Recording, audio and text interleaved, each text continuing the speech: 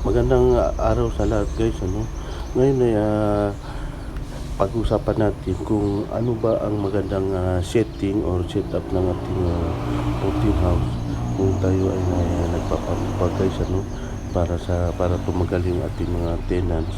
Ah, Unang-una guys, kailangan ay maganda yung supply ng ating mga utilities, ano. Ibig sabihin yung kuryente, ay yung tubig, kasi yan ang pinaka-importante sa lahat, ano, yung tubig, lalo na yan ay ginagamit natin araw-araw sa pagluluto, sa paglalaba. So para hindi sila mahirapan, kailangan uh, maganda yung supply ng ating tubig, ano, pati na rin yung kuryente. Sa amin guys, wala namang problema dito sa aming boarding house guys, ano, dahil na meron kaming standby na manual pump na Jetmatic na in case na magka-problema yung ating water district.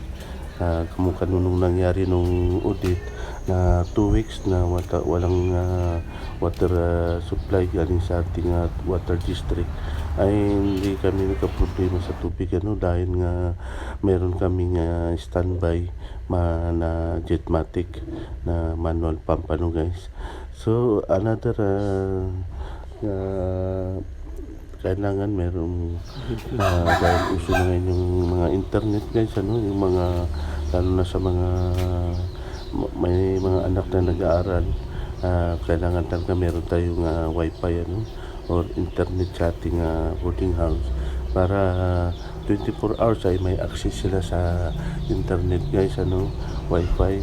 Kaya isa yan sa mga hinahanap ng mga tenants sa hanap nila ng kanilang mga titirahan guys, ano, mga maupa na mga kwarto guys.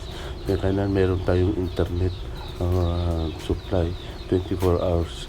Then another factor guys ay kailangan maganda yung ating location guys, malapit sa mga eskwelahan, sa mga simbahan, sa mga mall, sa palengke, sa mga park. So isa yan sa mga tinitingnan ng ating tenants guys, ano, na siyempre hindi naman lahat ng oras ay nasa bahay sila. So kailangan din nilang mamasyal tuwing wala silang mga mga pasok or day off nila sa school or sa kanilang mga trabaho guys. So napaka-importante na malapit lang sa mga palengke, mga mall, mga school, church, at saka yung mga park na sa ganun ay hindi sila mahirapan sa pagpasyal sa mga lugar na yan, ano guys, or pamamalingki nila guys, ay madali lang nila ma-access. So another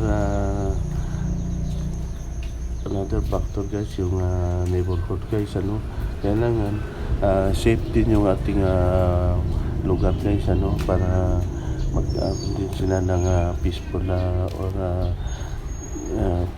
they can live without any doubts, ano guys, or baka mawalan sila ng gamit or maraming mga magulo na sa ating mga kapitbahay. So yan ang isang tinitignan ng mga tenants guys, ano, yung neighborhood.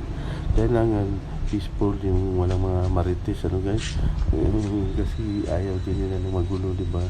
Kaya yan ang kailangan na kung bibili tayo ng mga ng lupa or area na pagtatayo ng mga boarding house or apartment guys, piliin natin yung peaceful area, no? Yung walang mga story ng paggugulo o magulo yung lugar, ano guys, at may access sa mga basic facilities.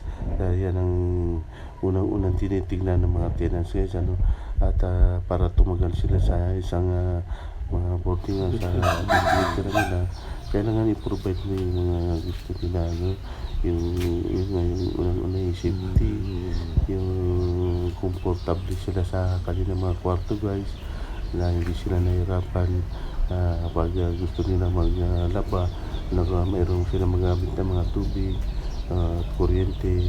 So, yan ang importante sa kanila guys, ano, kasi mga karamihan mga nag-work guys, mga working o mga employee yan guys, ano. So, ang sa kanila talaga yung hapon nila dyan, yung pag-uwi nila ay makapagpahinga sila ng maayos, walang sagapal or walang sa kanilang paligid.